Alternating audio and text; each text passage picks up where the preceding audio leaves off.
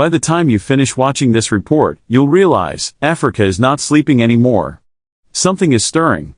And in the heart of West Africa, in the proud land of Senegal, a storm is rising against the ghosts of colonialism.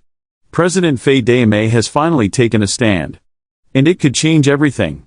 Camera zooms into the bustling streets of Dakar, the capital of Senegal. The sun reflects off street signs, names written in French, monuments honoring colonial generals, a reminder of a time when Senegal was not its own. For decades, these names lingered like scars on a proud nation's skin. But not anymore. For years, President Faye Dahomey walked a diplomatic tightrope, balancing relations with France while facing growing calls at home to sever colonial ties once and for all.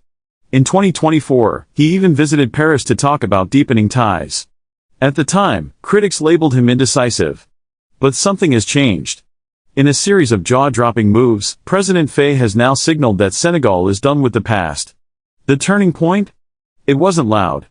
It wasn't violent. It was symbolic. A declaration wrapped in the renaming of streets and monuments, quiet but thunderous. A few weeks ago, Faye's administration unveiled a sweeping national campaign to rename streets and public squares, replacing colonial titles with names of Senegalese heroes. At first glance, it may seem cosmetic. But beneath this decision lies a deep and painful history. For over a century, Senegal and many other African countries were exploited by European powers. Even after independence, the ghosts of colonial rule stayed behind, in language, in architecture, in the very names on the street corners. A 2019 study found that 60% of Dakar's political and administrative districts still bears names of French colonial rulers, governors, and writers. That's not heritage. That's a haunting. And the people have had enough. Who is de Gaulle to us? Asks a local butcher. Mitarsek, a meat seller in downtown Dakar, puts it bluntly. I've walked the streets of Barcelona, Milan, Rome. Not once did I see a single building named after an African. Why should we name ours after them? Before we proceed, here is a reminder to like this video, drop a comment and subscribe to our channel so that you can get more videos like this. He's referring to Boulevard General de Gaulle, named after the man who ensured France's control over its former colonies, forcing them into economic dependence under a colonial pact that dictated everything, from military structure to who got to mine the minerals in African soil. President Faye listened. He acted. In December 2024, he tasked Prime Minister Ousmane Sonko with establishing a National Council for Memory and Historical Heritage. The mission: rewrite the story of Senegal, not from the eyes of the colonizers, but from the hearts of the people. The changes won't stop at street signs. In a bold education reform, the government has announced it will rewrite national textbooks to teach history from an African perspective. Current textbooks, Faye argues, hail Western civilizers as heroes while demonizing African culture. Now, Senegal's next generation will learn the truth about the slave ports, about resistance movements, about the culture that thrived long before colonists arrived.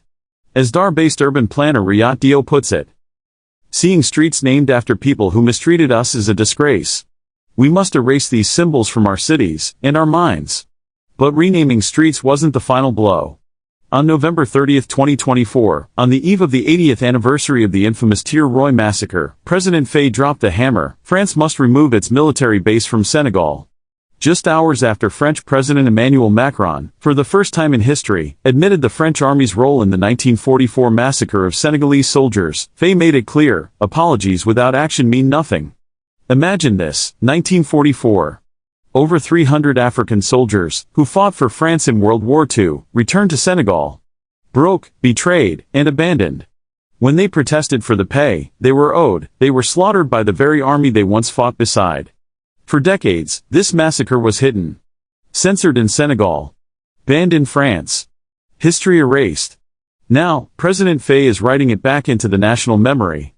He said, Senegal is a sovereign nation. We cannot teach independence while hosting foreign troops. No country would accept that, not China, not Russia, not us. As of February 2025, plans are underway to remove French troops by year-end, with both governments working to redefine their defense relationship. Faye is not alone in this historic pivot. Across the Sahel, leaders are waking up and breaking the chains of neocolonialism. Burkina Faso recently renamed Boulevard Charles de Gaulle to Boulevard Thomas Sankara, in honor of its assassinated revolutionary hero. Mali has removed French as its official language, embracing native dialects. In Ivory Coast, streets once named after French presidents now honor Ivorian legends. Burkina Faso's Captain Ibrahim Traore even translated the national anthem into 14 native languages. These are not random acts. This is a movement. A cultural resurrection. Africans have long been taught that to be educated means to speak French, English, or Portuguese. Schools punish children for speaking their native tongues. This, experts argue, is where the real battle lies. When you erase a people's language, you erase their soul, says political analyst René Lake. But when you give it back, you wake them up. Senegal is at a crossroads, and it has chosen a path. Faye Dayame's moves are not just administrative, they are revolutionary. They are part of a growing continental resistance. A wave of African leaders are saying no more to invisible chains. Whether France likes it or not, its grip is loosening. And as the sun rises over Dakar, and the street signs come down, the world watches. Not just the end of something old, but the rebirth of something powerful. A child walks past a new sign, UN or street, named after a beloved Senegal folk hero. The child smiles, unaware of the history being made. But someday, they'll know. And they'll be proud. Speech bubble emoji. What are your thoughts on Senegal's defiant stand against its colonial past? Drop a comment below. Don't forget to like, share, and subscribe to Trending News Plus for more bold, untold stories reshaping our world. This is Trending News Plus. Telling the stories no one else will.